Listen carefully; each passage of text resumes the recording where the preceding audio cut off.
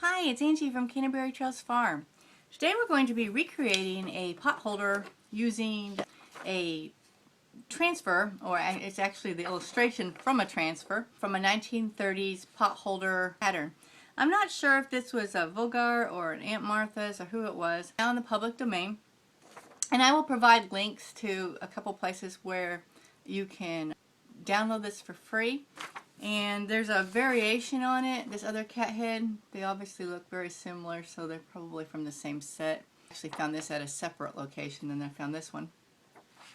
And I downloaded this one some time ago. Anyway, if you look online, if you don't want to do a cat, there's all kinds of potholder transfers that are now in the public domain that are from the 20s and the 30s, some even earlier, of women's heads and girls' heads and bonnets and cats and dogs and ducks and rabbits and just about anything you can think of that you would like. I have this awesome, because I do a lot of vintage needlework and restoring needlework and sewing for antique dolls and deal with a lot of vintage linens. I try to pick up vintage needlework books and catalogs and stuff when I have the chance.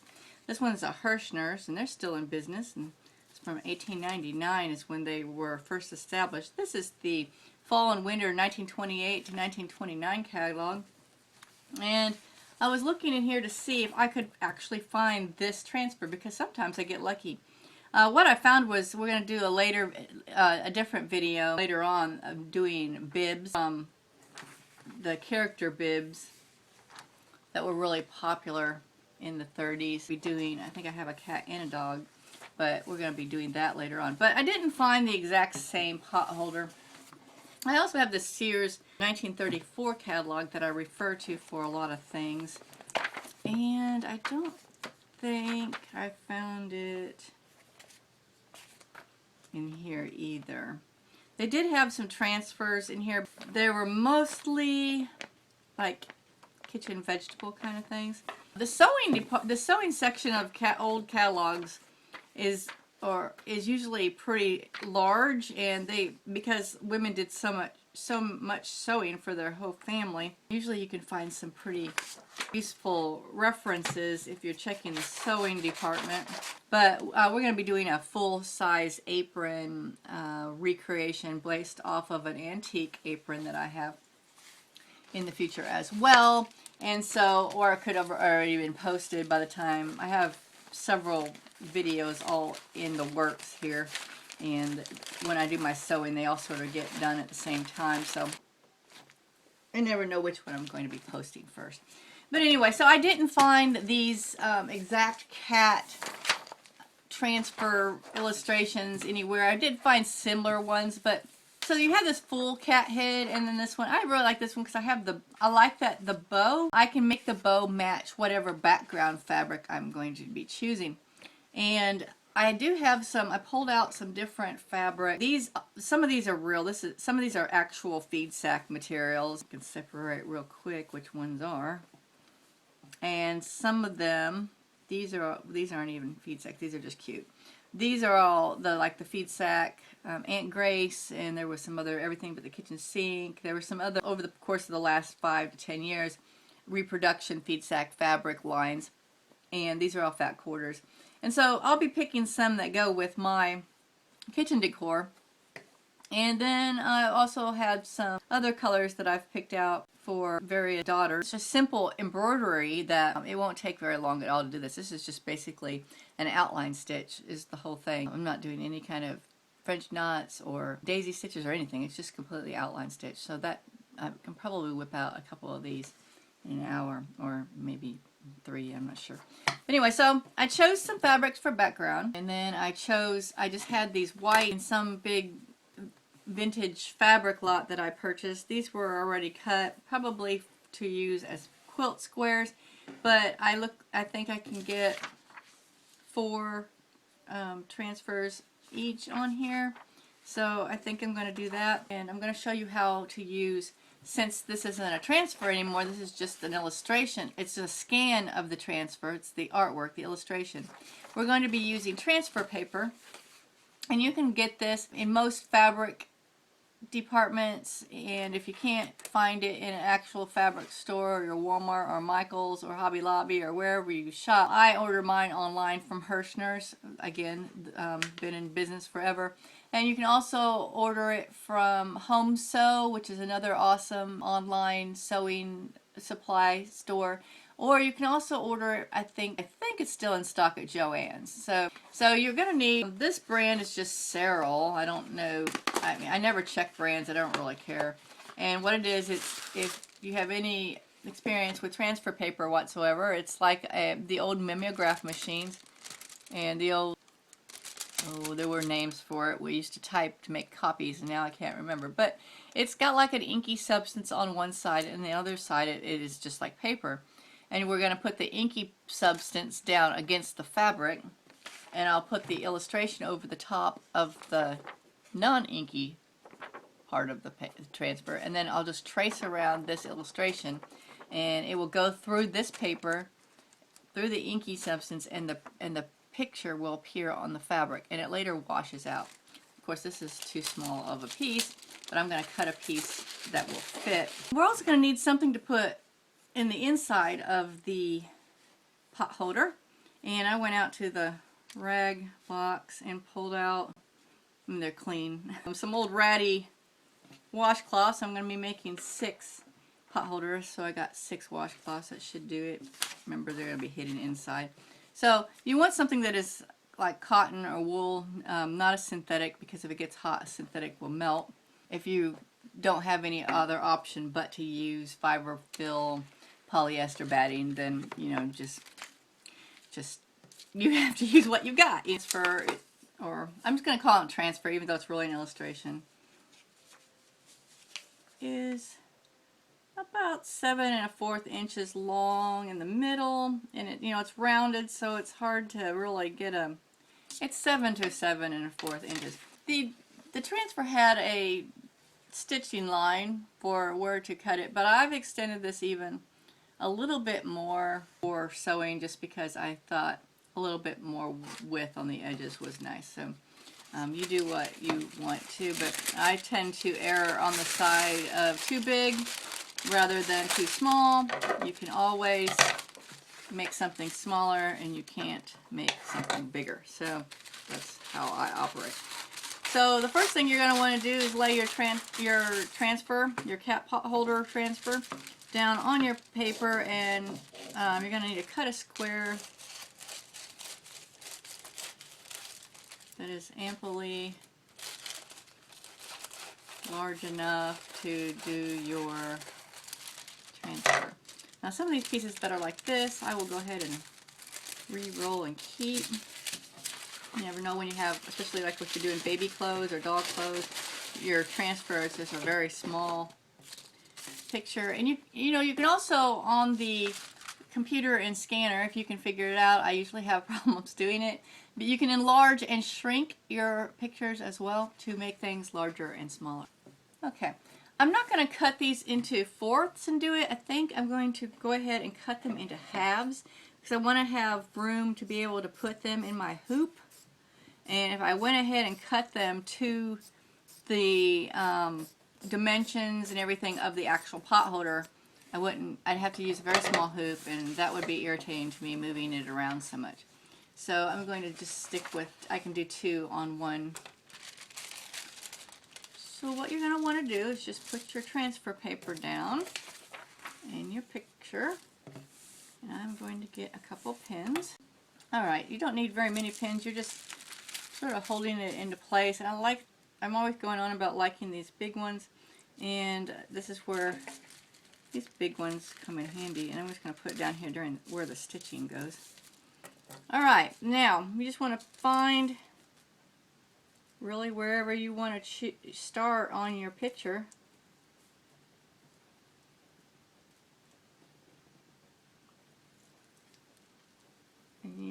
just going to be tracing it.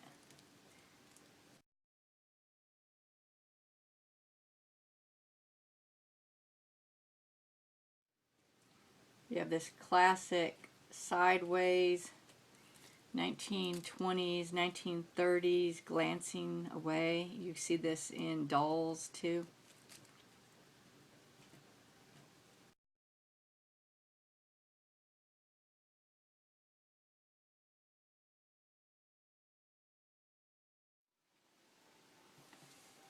Cat and the original picture there.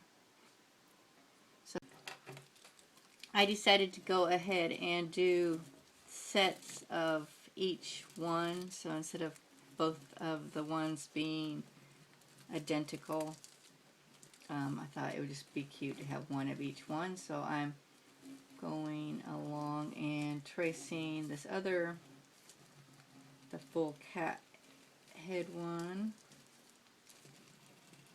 as well. No, you can use the same transfer paper probably for all of them. I've just been sort of rotating it around so I'm not on the same place every time. And I managed to get, I did 10, I did 5 of each one. So I managed to get them all out of that one piece, that one square of transfer paper that I cut out. And because I think it still looks relatively good, I'm just going to roll it up and put it back in my box. I like to use them until they actually start shredding. You can see like like it starts breaking down because it lasts for a pretty long time. Oh look, and yeah, it does say the graphite, white, blue, yellow, and red are the different kinds of transfer papers that this comes in, just in case I didn't notice that before. Anyway, okay, we'll be back when I get a few stitched and we can stitch them together.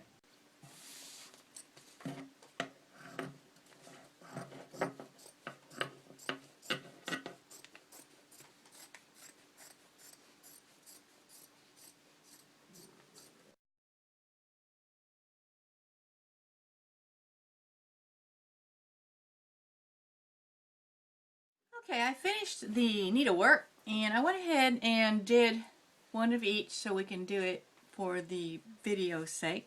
And I'm also going to show you how to do the simple outline stitch. Let's see, first of all, let's look at the outline stitch and then we'll go on to putting the pieces together. A lot of people think embroidery is harder than it is, and it's really, really simple, especially if you're just doing this basic outline stitch. It's also a form chain stitch and outline stitch, and I think there's one that's backwards or reverse or something. It's also a variation on the outline stitch, and it's very simple. So you find you want to use 3, your floss generally comes in 6 strands. And so you separate that, and I typically use three strands when I am embroidering. Stretch your fabric taunt across your hoop. And so this is a perfect thing to show because we're just going to do like an outline here. So it's just a circle. So find a place that you want to start, and I'm going to start right here.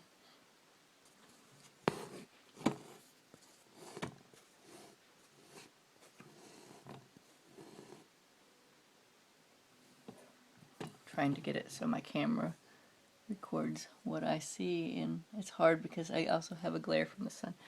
And you're just going to come down,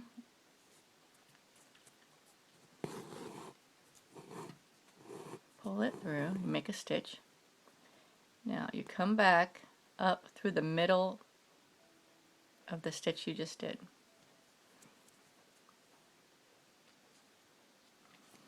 And you pull it through.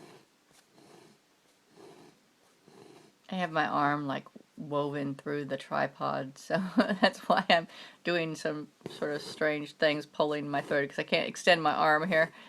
I'm trying to get it so you can see what I'm seeing. Do the next stitch. You're going to do the same thing. You're going to come up through this center.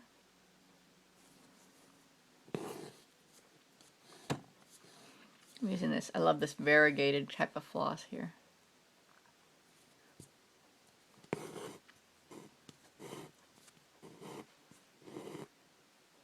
Now, I like to do, put it in, and I like to do backwards. And I don't know when I started this, maybe as a child, but I sort of reverse do it.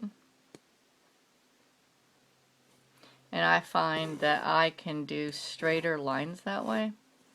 It's not the correct form, so see what I'm doing is instead of coming up through the middle, I go up above it,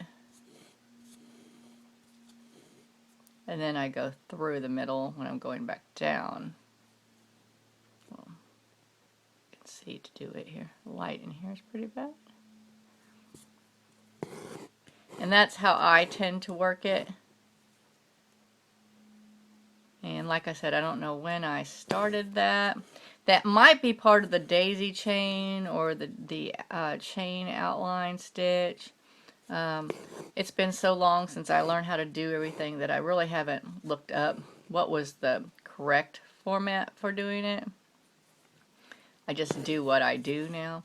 But so this is the way I do it. So I come up above it, and then I go down into the middle. But let me show you how you're supposed to do it again here. So the correct form is you make a stitch, you come up through the middle,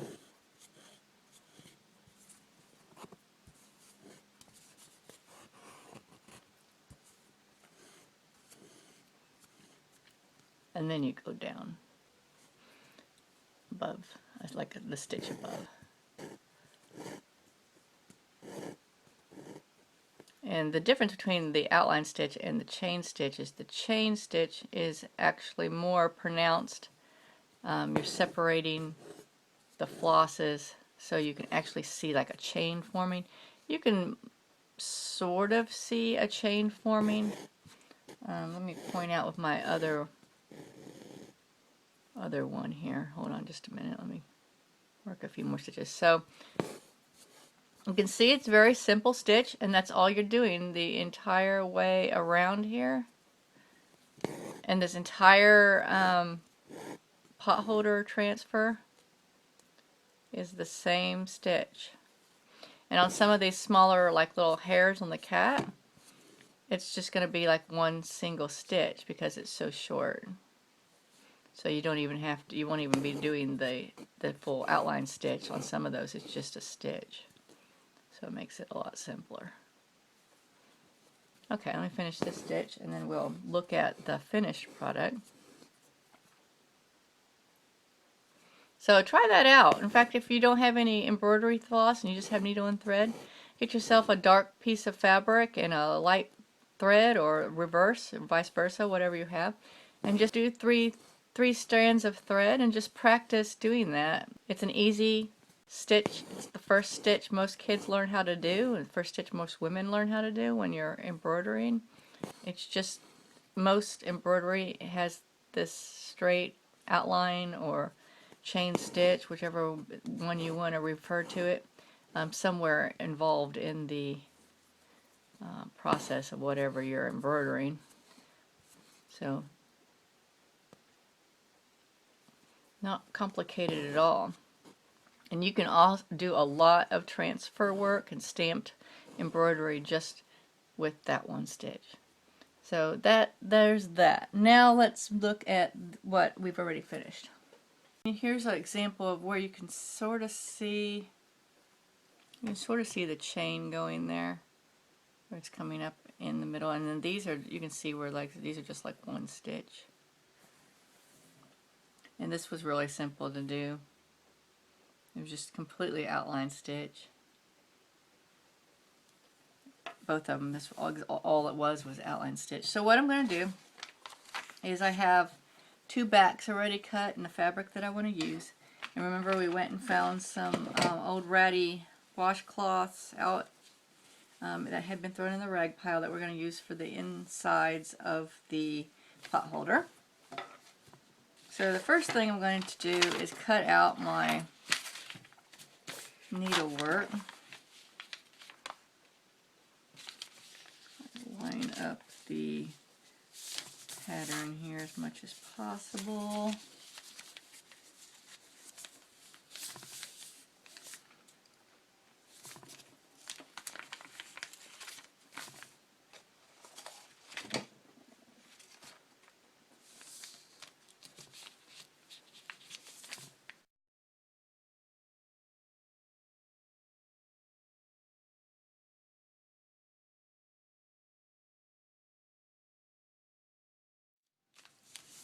Now we're going to use the pieces again, the pattern pieces, to cut. Whoops, that one got a little close. Well, that happens sometimes. So I got the backs. So I'm just going to use these to cut out.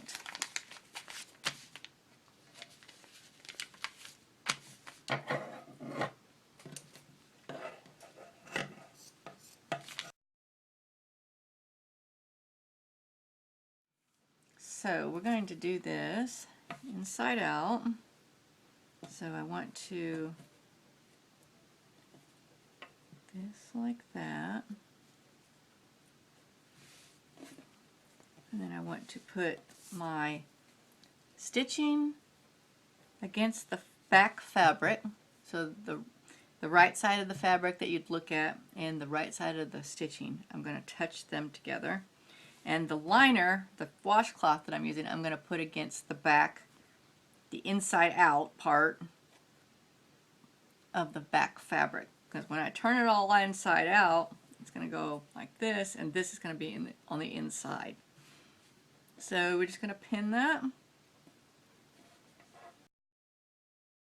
If you want to do a little thing to hang it by, I don't ever hang mine, but you could make a little rectangle, hem a little rectangle and insert it in here, or you can use a piece of bias tape or whatever you'd like if you want to make a hang tag or hook or whatever you want to call it, loop.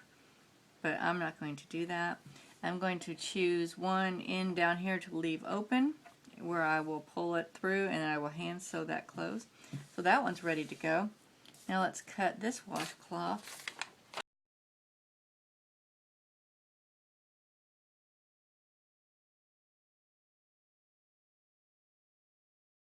Is our, and I'm going to do a preliminary trim right here. I know this is going to hang out.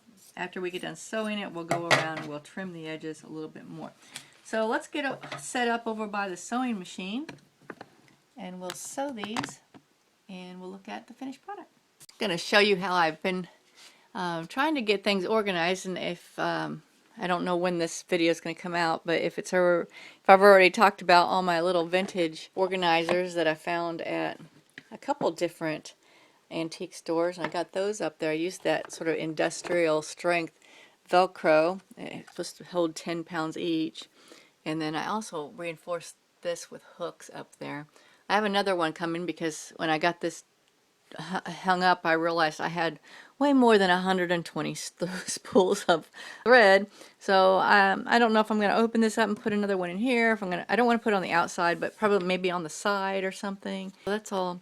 I'm excited about having all that, or I can see my thread instead of having to dig around. And I'm also trying to condense things and get ready for the downsizing here, and trying to go vertical instead of more baskets and things. So let's set this up and get to sewing here. Okay, so I just decided I'd leave that part right there unsewn, but I'm going to go ahead and do the little dippity-doo around the bow there. I'm just going to do a straight stitch, and then once I get it, I'll do the straight stitch, and then we'll trim it, and then we will go back over it with the zigzag just for some extra strength.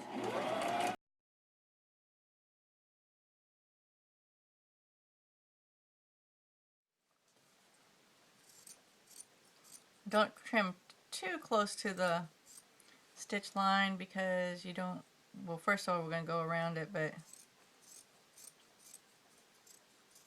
you want to give yourself a little bit of space there.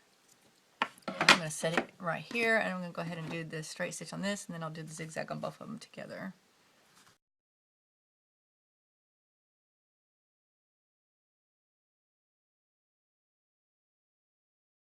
Alright, now we're going to do the zigzag, and I'm just going to do a tight zigzag around the edges just for added strength, because potholders are going to get a lot of abuse.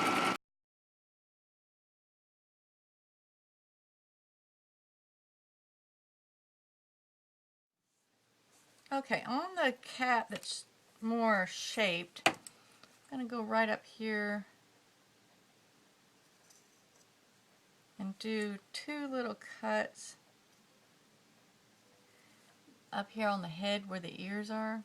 So I want to make sure, and then right here where the face is defined. Don't cut your seam.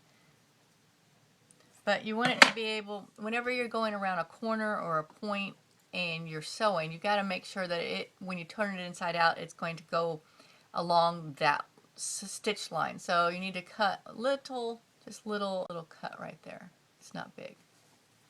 Alright, and I'm going to check and make sure I got all my parts. Okay.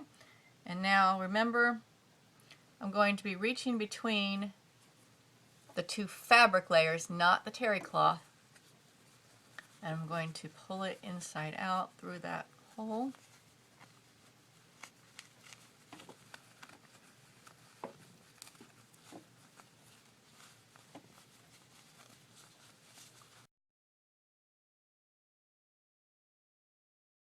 I'm going to do a top stitch, but I want to go iron that first.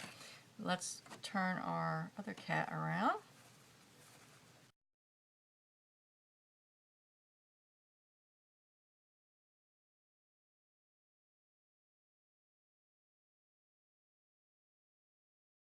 Alright, it's looking good. Let me go hit this with these two with an iron, and then I'll come back and we're going to do the top stitching on them.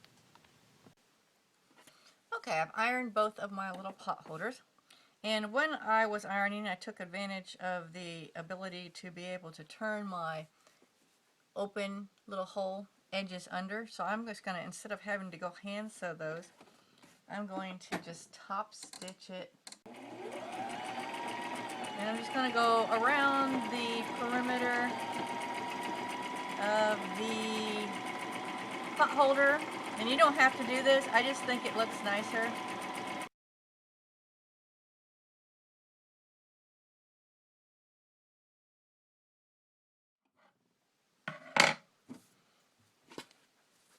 Alright, and there it is. There's the little roundish one, and I did the little kitty, I think it was an Aunt Grace pattern with the cats. I did this to match my kitchen, the pink and blue. And then here's our other cat. And you notice, see how I cut too close to my stitching, and so some of my embroidery actually got sucked into the seam, but that's okay. It'll still work as its functioning pot holder. It's a fun project to do. So you can use your imagination. It uses up small pieces of scrap fabric and scrap, like I used the scrap rag bag washcloth. If you didn't know how to embroider, I hope that me showing you how to do that simple outline stitch will encourage you to give it a try. These transfers are a perfect way to practice because lots of them you're just outlining it. You don't have to do a bunch of fancy stitches. Such as on the cat eyes, I could have filled them in like with a satin stitch, but because of the utilitarian purpose of these pot holders, I'm not going to put that much handwork into a pot holder that's going to be, in a couple years, probably pretty battered. So the outline stitch is just adequate for this function. Learn where to save your work and where to put in the extra work. Sometimes it looks just as cute just with the outline stitch. So this has been Angie from Canterbury Trails Farm. Thank you for joining us. Bye.